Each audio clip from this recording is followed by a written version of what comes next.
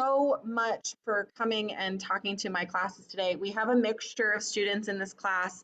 We have freshmen, but we also have some sophomores, juniors, and seniors, and all of them are learning about the different parts of education. And we're very excited to hear about your role and how you got to where you are. Perfect. So if you want to get started with that. Sure. I actually was a late bloomer in regards to the education system. I went back to school in my 30s and graduated from Wright State in Ohio, and then got into teaching. I taught for 2 years. My degree was in special ed. I taught 2 years in Ohio, and then we moved to Florida, and I started my career down here at Kathleen High School in Lakeland, and I spent 2 years doing ESE, special ed kids. And then a TV production job opened up, and I took that for about 2 years. And along with that, I had a couple of reading classes. Then I moved over to Ridge because I'm also the girls' soccer coach here, and now the athletic director. But I came over here, started teaching reading, and then moved into admin with behavior management and intervention and the athletic director's job, so which I currently hold. Wow, that's a very wide-ranging experience that you've had. It sure is, but I think it serves well because I've done a lot of different things, and it actually helps in the athletic director's role because you're dealing with so many different students, and I have a little bit of job experience in many different areas, so I believe that that helps me. When you were going back to school later in your life to come back into teaching, what was that? What was driving you to do that? My wife and I actually worked for as a cable guy for Time Warner Cable for about 11 or 12 years, and I'd gotten into management there, but I realized that outside labor in Ohio, once I got into my 40s and so, wouldn't be a good thing for me. It's labor intensive and it's freezing cold for half the year. And I was already coaching soccer in Ohio. You can work for the school system without being a certified teacher. So I was coaching soccer, and my wife also was going to go back to school to finish her teaching degree, and we decided to just go ahead and do it together. Was it coaching soccer that really brought you into like interacting with the students and having that experience with them? Yes, I once I started to coach, I realized that I really enjoyed it. I enjoyed being around the kids, being a mentor, being a positive influence for these kids, and that's really what allowed me the opportunity to go back because I coached for several years. This was back in 1998 was my first year of coaching, and I'm still doing it today. So I've been coaching 23 years now. But Wow. that first start in 98, 99 really drove me to go back to school to finish my degree. Very cool. When you were working with ESE students and special needs students, what was some of the most challenging and most rewarding parts for you? I actually, for my first year or so, I was actually in a self-contained unit, a behavior unit, where the kids really couldn't be mainstreamed into the classroom because they had so many behavioral issues. But to watch those kids kind of grow and eventually some of them were mainstreamed into the classrooms, but just to watch them, work with certain behavior techniques and different things that allowed them to be better students was really what was most rewarding. Yeah, that's awesome. So one question that I have that I've been asking everyone has been, how has your experience in school as a student shaped how you approach your job at a school? Well, I think I had some really solid teachers. They were a foundation for me to move forward in life. I never looked at myself as I went to school, to college. I was on a soccer scholarship. So I was there like kind of in body, but not really in spirit. And but I looked back at all of the teachers that pushed me in high school and got me to where I was. And I felt like I got to a point where I didn't want to let any of them down. So I pushed forward. Ashley actually asked a question. How has the pandemic of COVID-19 affected your job and how have you adapted? Great question. That's an interesting question. And, in March, all of a sudden, we shut down the school and all the athletic events ended. But at the same time, there was discussion and talk that, in the fall we were going to try and roll out some different sports, and we didn't know any timelines, but we knew that things were going to happen. So I kind of continued on with my job a couple days a week. In April and in May, I'd come into the school, and then all through the summer I worked to get prepared.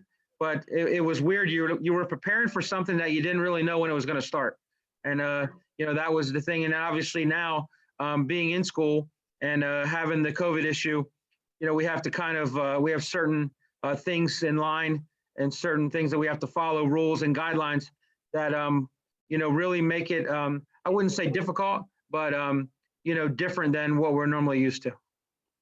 Can you give us any examples of some of those changes that you've had to make in the athletics? Sure. Well, first of all, every day, every athlete at the school, even if they've gone through the thermometer reading in the morning, they have to be retested in the afternoon to make sure that they have a positive, a good, reading, so they don't have a fever or anything like that. We also have to ask them the same questions every day. Do they have the chills? Do they, feel sick? Have they been exposed to anybody? And then every day we have to fill out, a sheet just before they even get to practice. Wow. In regards to in the locker room, they all have to have masks on. Hold on one second. No worries. We have to have they have to have masks on when they're in the locker room. We have pods of kids, about 4 to 5, almost like a seating chart in class, where they have to, so where everybody is at all times. During games, the coaches and the players on the bench need to be masked up. Only the players that are playing in the game are allowed to not have a mask, and when they get on. In regards to fans, fans go through the same process. They have their temperature checked before they go into the event. They can't buy a ticket unless they have a mask, and they're supposed to leave their mask on, the entire time. We have hand sanitizer out at all tables, all concession stands. In the concessions, we can't sell any food unless it's prepackaged. So chips and candy, we can sell drinks out of a bottle, but like the hot dogs we would sell at football games where we made them on the grill, we can't do any of that. Sorry, we're writing this down as for our notes today. So thank you for this. I wanted to ask you, when you got all of these kind of requirements that you had to start adapting the games and the players to, was there any resistance from the students or teachers or people, the fans, who've been coming to these restrictions? No, it actually has been pretty good. The kids really wanted to play, so they have followed procedure, not only in after school activities, but also they've been pretty good about keeping their masks on and doing things during the school day, which has been really good. The parents and fans, same thing. Not much resistance at all. We really haven't had any problems at all in regards to that. I mean, all the coaches got a return to play paperwork that they showed, everything that needed to be done for each specific sport. And then they had to sign off that they had read it and they understand, the rules and regulations. So, it hasn't gone without, issue. We've had, one of our boys soccer team, one of their kids had a positive test and they were quarantined for 2 weeks because of it, but for the most part, we've stayed pretty healthy. So we're very lucky. That's really good. That's really good. And the quarantine has been positive because it has led, they haven't been able to spread the positive case, right? Exactly. That's great to hear.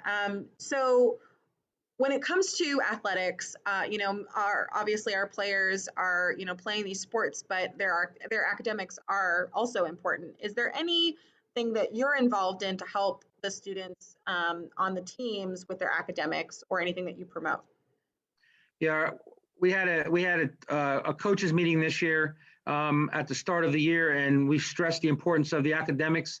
And we we we don't have many kids now. We set a standard, a 2.0, you're eligible to play sports, but we said if you have below a 2.3, you need to be in some form of tutoring or some kind of program to keep your grades up. Because in regards to the NCAA or NAIA, you need to have at least a 2.3 to be eligible to play college sports the first year without being redshirted academically. So we decided that even though it's a 2.0 for the county, and the kids will still be able to play, we want them to have at least a 2.3.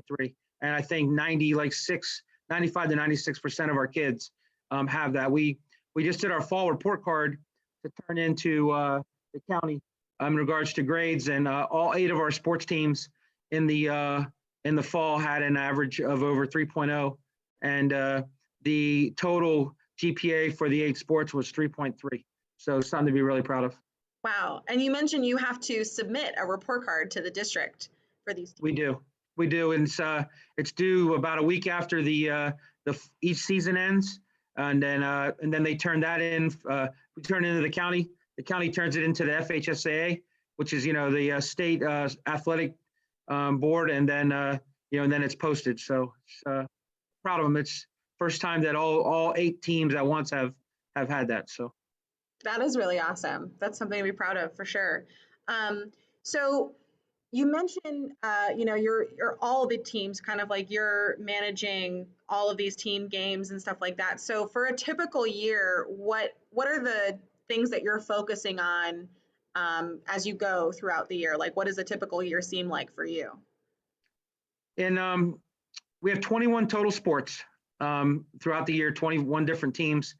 In a typical year, the fall is extremely busy because football is the biggest group of kids, and with physicals being turned in, every student athlete needs to have a physical and consent forms filled out by the parents, and then we check their grade eligibility to make sure they're eligible to play for that season. But in the fall, you get a tremendous amount of physicals turned in, and so trying to log all that and make sure that everybody's good to go in the fall is really busy, and then it slows down a bit, and then you run into the winter sports, and the kids, then they turn theirs in. So it's a constant eligibility list. Pretty much every day people are turning physicals to do stuff. But in regards to the other things that need to be done, each game we need to make sure we have a ticket seller. We need to make sure that we have somebody working concessions. We need to make sure if it's a home game that we have the referees and that we've scheduled all those. On away games, we have to make sure that we have a bus for each game. And I'm very fortunate. Ashley Morgan and Jamie Payton work with me. They're my 2 assistants, and they're fantastic at taking some of the pressure off me with doing those things. And so it's kind of a team effort. But that's kind of how the year goes, and it slows down a little bit in the winter, slows down a little bit more in the spring, because you've had most of your sports played and you have a little bit left. But then it's a cycle. I work through the summer, and then in the fall comes and it's start all over again. So. When you're, I don't know if you have any interaction with this, but the different coaches that coach these teams. What's the process for finding coaches to be on these teams to help them with their games and practices? We're very fortunate. We have very little turnover in our coaching staff. We have, as most people know, we've had a kind of a change the last few years in football, and we're trying to get something where that's set in stone. Normally the higher revenue grossing teams, basketball, and football, you normally go through an interview process where you post a job. It's out there for about 3 to 5 days. People send resumes, and then we have a team of people that go through the resumes and decide, if we're going to interview somebody. And then when we do, we normally have myself, obviously, the principal of the school. Mr. Lewis is the principal in charge of athletics. You normally get somebody from the community outside that talks about things other than stuff in the school. And then you also have normally the county director. We'll ask him, Dan Talbot, to come and sit in the interview process. So we'll have 5 or 6 people, and we'll kind of weigh it down that way. Some of the non-revenue sports, we'll just we look for somebody that's at the school that is interested in doing it or has experience doing it, and then we'll ask if they're interested in being the coach. Like right now, we have both tennis jobs are open, girls and boys tennis and boys track. Coach Cranston decided to focus on just cross country, and he's going to spend more time with his family during the spring, which I totally understand and respect. So those jobs are open now, but they'll probably go to somebody that's on staff. So you mentioned the high revenue athletics. When you talk about that, what kind of revenue do you see from basketball and football? Football makes up, they probably make up half of our budget each year in regards to, the dates now. Obviously, the more fans we can get in, the better.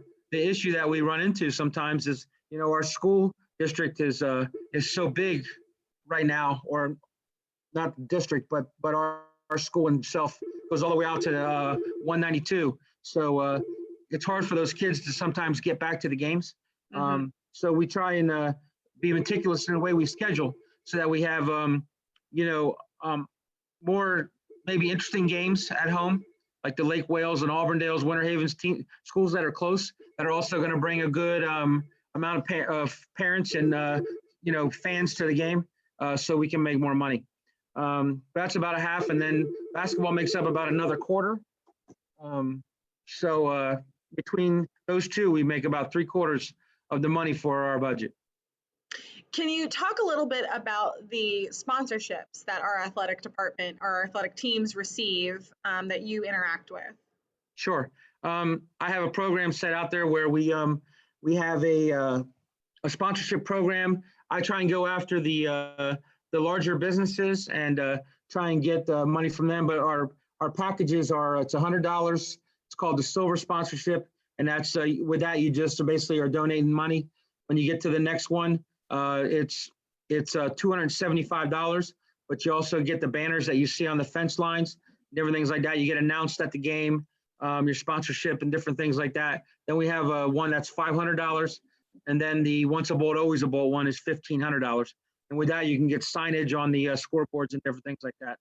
So, and that's something that it also comes with 2 tickets. So there's times when we have us parents that will donate the $275, and knowing that $100 or so of it during the season is going to go, to them getting into the games anyway. So, so it works out pretty well. But we have about 30 to 40 different boosters or sponsors that are part of our program.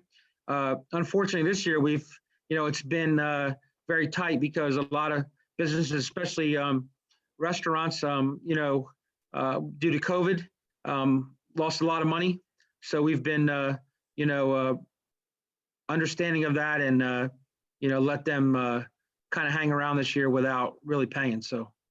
In a normal year, how would you approach some of these businesses? Is it through, like networking? How do you get this kind of word out about your sponsorship programs? A lot of it is networking. I mean, for example, all these houses that are being built around here, I literally, go by, see a sign, write their name down, and then come back and call them, and say, hey, you're part of the community. We'd love to have you, here, and explain our program to them. And they're pretty good about that. But that's what a lot of it is me networking, or people that I know, they have contacts and they kind of help me with the in on it. And then there's others that just call in and say, hey, we'd love to help support your program. That's the easy ones. You don't have to really work for, but nice, and then we have some that have been sponsors every single year. Their sponsorship is good for a calendar year. So, then I just hit them up again and say, would you like to continue the sponsorship, as long as we, have been good to them? Because what we, a few years ago, we decided, instead of just basically looking like we were begging for money, we really want to provide them with a service too. So we have certain sponsors that we have, that in turn we send kids to them to help them with volunteer things and different stuff, so that it's we want it to be a true partnership and not just us asking for money. Yeah, absolutely.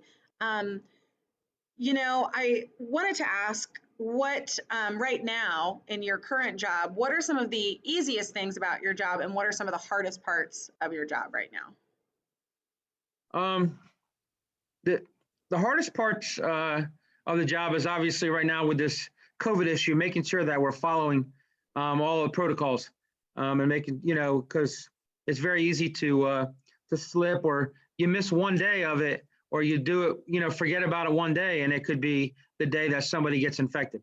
So, Mhm. following the protocols for sure, and making sure that that everything's covered, all of our events, from referees to buses if they have to go, to making sure we have people to sell tickets and everything. It's kind of you think you have it set up, and then you don't. I'll give you an example. Last Friday night, we had a girls' soccer game in St. Cloud, and I got a phone call about 6:45 that the referees didn't show up for the girls' basketball game.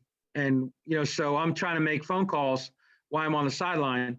Come to find out, I had sent an email to the arbiter, to the guy that sets up all the games in November, and said, these games need to be changed to varsity only because we don't have a JV team. Mm. Well, he responded back, yes, we'll take care of it, but it didn't get taken care of. Well, I missed it last Friday that the game was still scheduled for 8 o'clock. So the referees showed up. By that time, the team had already left and gone home. So Mm. those are those kind of things. I mean, it happens very rarely, but those are and so I'm checking them like all the time, but somehow I missed that one. So that's the hardest part, just making sure, because these student athletes work pretty hard, and you want them to be able to obviously play in their games, and Yeah. when a situation like that arises, it's not very good. The easiest part of my job is the relationships that I have with my coaches. Really good, really enjoy being around them. They're good people. And I revel in their success. I think we have a really good group of coaches right now who work really hard, and that's the fun part, is to see the success that everybody's having. For sure. So you've been in education for many number of years, and you've been coaching for quite a long time as well. Is there one thing about education that you would change, and what would it be, and why? That's a good question. Um, I, to me, the biggest thing is not so much a change of the yearly thing, but I'd like to see to see the school day for the high school kids start a little later. I think 7 o'clock in the morning, trying to have kids here to try and learn, especially in some of the core subjects like math. It's hard for me to believe somebody taking algebra 2 or calculus or something is ready to go at 7 in the morning with their brain. I think that the older kids maybe need a little more sleep, and then come in and do your thing. Maybe the school day could be shortened a little bit, but there's not a whole lot. I think that I look at it on a teacher side, and you have the students too. We certainly at times people want to complain when we're here, everything like that, but we certainly have a lot of time off and a lot of time for relaxation and to recharge our engines. So I wouldn't change a whole lot. Maybe just the start times Yeah. Yeah, and it's bus funny, issues. Mr. Lewis said the same thing. Yeah. Yeah. And I think some of our students would probably agree with you as well about that. Um, Speaking of our students, if there are any students that have questions for Coach Nixon, want to type their questions in the chat box, you can go ahead and do that. I'll go ahead and wait a little bit to see who might have additional questions. While we're waiting, Coach Nixon, like I said, we've got a range of students in this class. Is there something like words of wisdom or something you would want to share with these students as they are continuing their life in high school and beyond? Well, I don't think we realize why we're in it, but um, your high school time really is the best 4 years of your life. I know some people say colleges, and some people would say yes to that, but high school is a fantastic time, and you can get as much out of it as you want. You just have to go get it. I mean, I know some people say, well, at this school you can't learn as much, or there are good teachers here and good faculty members and people that will look out for your best interests. The biggest thing is you have to go out and want it. You can learn wherever you are. You just have to push yourself. Yeah, sure. Let's see. Any Hey, questions, guys? Yep, go ahead. Coach Nixon, what was Yes. your driving force to like continue coaching and in education? My driving force really is, I always told my wife I've had a fantastic. I've been with my wife 25 years, and she's been through this whole time when I've coached, and she's as much a part of it as I am, giving me the opportunity to do this. But I told her when the drive is gone, when I don't get excited to get up in the morning and actually come to work and or coach my games, then I'll know that it's time to be done. But I have I love competition, and I feel like honestly, teaching. I'm a big guy in regards to stats and numbers, and anything that you do when you're teaching, you can look at people's improvements based on data. And I'm a data guy, and I always challenged kids in the classroom even to do better based on their numbers, and try to push them. And I do the same thing on the on the soccer field. So. All right, cool. Thank you. Certainly. Chase asked, after the COVID-19 pandemic has ended, do you believe classes should implement more physical activity rather having than students be stationary in class? I think so, as long as we do it the proper way. I think that I think when we take the masks off, when it's finally time and they say we can take our masks off, I think there'll still be mandates for certain things about maybe social distancing and different things, and and just giving people space and stuff like that. I think physical activity is a fantastic opportunity for anybody at any time. So the more we can do of it, the better. I know we had a lot. In the past years, you would walk around campus and you'd see a lot of teachers would actually have their kids out in the courtyard working on projects and different things, and just to kind of get out and to kind of change the thing. So I think I think that would be really, really good. So. Well, I have a last question for you, and this is really a question for me rather than the students. But esports is a whole new place for students to participate in competitive competition and scholarship opportunities. Do you think in the future that we might see more esports be incorporated into the sports and athletics end of school? I think so. It's funny. I know that in certain sports, they already use like different things. Like for instance, the Madden football game. I know there's coaches that actually use Madden as a basis for some of the things they do, whether it be play calling or different plays that they see just on the game. And I think that could be very very helpful. Or certain offense they want to run, or the certain way they play defense, or playing. I mean, I know that they use it right now. I think in all walks of life, I think no matter what you do, video and gaming could be a big part of the future.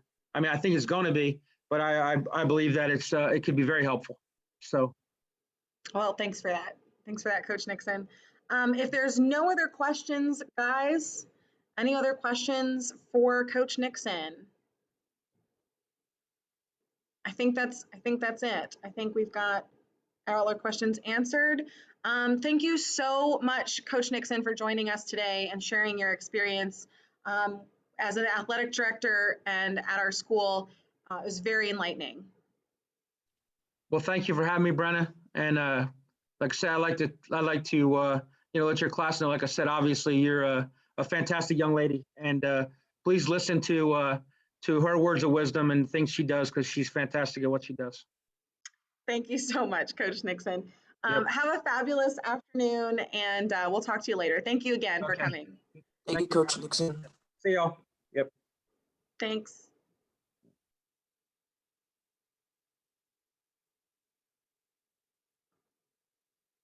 Okay, I was screen sharing that whole time.